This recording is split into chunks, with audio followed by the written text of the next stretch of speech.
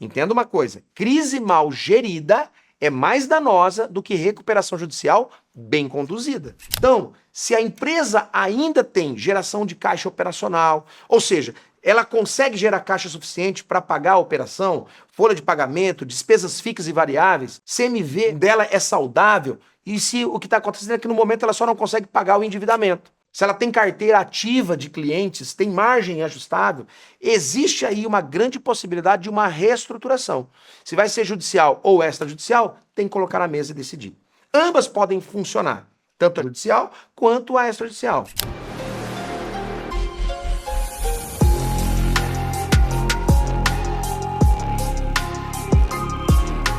Recuperação judicial ou recuperação extrajudicial? Qual caminho seguir? O que é melhor? Esse é o nosso tema de hoje. Já segue aqui o canal e se você se interessa por temas de alta gestão, eu sou o Fabiano Zanzin e há mais de 20 anos eu atuo na estruturação de gestão para empresas familiares. Deixa eu te dizer uma coisa, essa decisão ela não é jurídica, ela é uma decisão estratégica. Tem múltiplos credores litigando, execuções espalhadas por todo lado, risco de bloqueio judicial, ambiente de conflito generalizado, ou seja, a judicial nesse caso cria o chamado stay period. É um período ali que a gente chama de balão de oxigênio, para você ganhar tempo. Ela paralisa o jogo, ela congela a pressão de execução, congela a pressão de penhora, faz com que você ganhe tempo para organizar a casa e seguir o jogo lá na frente. Só que é óbvio, ela vai expor a empresa, expõe os seus fundadores e assim sucessivamente.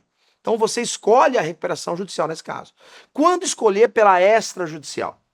Quando ainda existe diálogo, seus principais credores eles são concentrados, você deve para poucos credores. A empresa ela quer preservar a imagem, ela não quer se desgastar diante do mercado, né? Ou você quer reduzir custo processual, porque a judicial ela é mais cara. Quer manter maior controle da narrativa. Então, nesse caso, a extrajudicial exige maturidade e, acima de tudo, capacidade de gestão. E, para isso, vai ser necessário ajuda externa, principalmente de uma consultoria especializada. É isso que a gente faz aqui no IBGL há quase 20 anos, ajudar a reestruturar empresas. Porque isso exige o quê? Capacidade de negociação com credores e capacidade de estruturação da porta para dentro. Exige uma cultura racional. Ela não funciona quando o ambiente já virou guerra. Quando já virou guerra, é judicial. Você tem que bloquear, né, paralisar com bloqueio, paralisar com penhoras. Extrajudicial não é isso. Agora entenda isso, a recuperação extrajudicial ela é mais elegante, né? Só que ela exige mais força de negociação. Já a judicial ela é mais protetiva, ela é mais enérgica, só que ela exige mais resistência emocional, principalmente do seu sócio e dos seus fundadores. Então, vamos falar aqui um pouquinho de custo. A recuperação judicial, ela tem custos com administrador judicial, que vai ser nomeado por um juiz, consultoria para estruturar um plano de recuperação que vai ter que ser homologado lá, advogados, Assembleia Geral de Credores, ela é mais burocrática, existe maior exposição, ela é mais pesada. Já a extrajudicial, ela tende a ser o quê? Um pouco mais enxuta, mas depende da adesão mínima de credores para homologação, né? Sem a adesão desses credores não vai haver plano de recuperação, ela acaba sendo um pouco mais barata, né? E menos pesada, vamos chamar assim. Agora, vamos falar de reputação. A judicial, ela é pública, ela vai expor, não é isso? Sai na imprensa muitas vezes, aparece em consultas de crédito, ok? Impacta diretamente o seu relacionamento com fornecedores. Já a extrajudicial tende a ser mais discreta. Não quer dizer que a sua relação com credores não vai ficar abalada, porque você vai ter que renegociar tudo. Mas ela não é invisível. E é aqui que entra a maturidade do empresário. Entenda uma coisa, crise mal gerida é mais danosa do que recuperação judicial bem conduzida.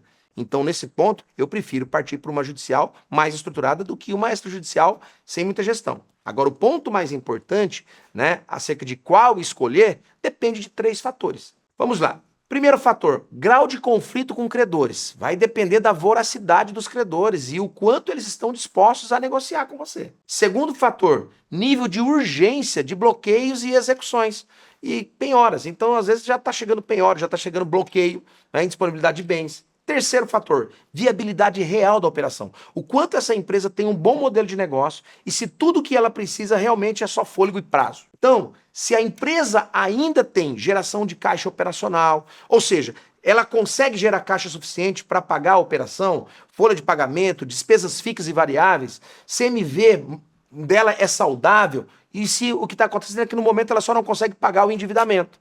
Se ela tem carteira ativa de clientes, tem margem ajustável, existe aí uma grande possibilidade de uma reestruturação. Se vai ser judicial ou extrajudicial, tem que colocar na mesa e decidir. Ambas podem funcionar, tanto a judicial quanto a extrajudicial. Existe um erro muito comum, que é empresários tentando uma extrajudicial quando, na verdade, já perderam a credibilidade, já perdeu esse time.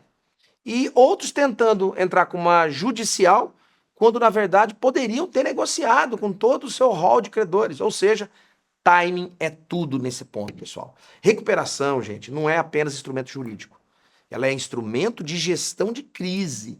E aqui, nesse momento, entra o papel do conselho de administração. Aliás, eu não sei se você sabe, mas essa tem sido a minha atuação nos últimos anos como conselheiro de empresas familiares. Eu entro na empresa para estruturar esse conselho e ajudar a família empresária ou os seus sócios a tomarem as melhores decisões e organizar a gestão da empresa para o próximo nível de crescimento. Ou, às vezes, estruturar a empresa para a recuperação. Enfim, um conselho estruturado, ele é muito estratégico e ele pode ajudar muito a antecipar. Risco de alavancagem excessiva, descasamento de fluxo de caixa, dependência bancária, pressão de capital de giro. Na prática, pessoal, quando a decisão ela é técnica, ela se torna estratégica. Agora, quando a decisão ela é emocional, normalmente ela é tardia. E aí entra o papel do conselho de administração. Eu vou deixar claro, recuperação extrajudicial é para quem ainda tem governança e gestão minimamente organizada. Já a recuperação judicial é para quem precisa reorganizar o caos. Em outras palavras, é isso. Só que nenhuma, nem a outra, vai substituir a necessidade de ter um modelo de negócio ajustado, controle rigoroso do caixa e, mais do que isso, disciplina operacional. Em resumo, escolher entre recuperação judicial e extrajudicial não é só escolher qual dói menos, é escolher qual resolve melhor o atual estágio da sua crise, ok? E a pergunta mais importante não é qual delas é melhor.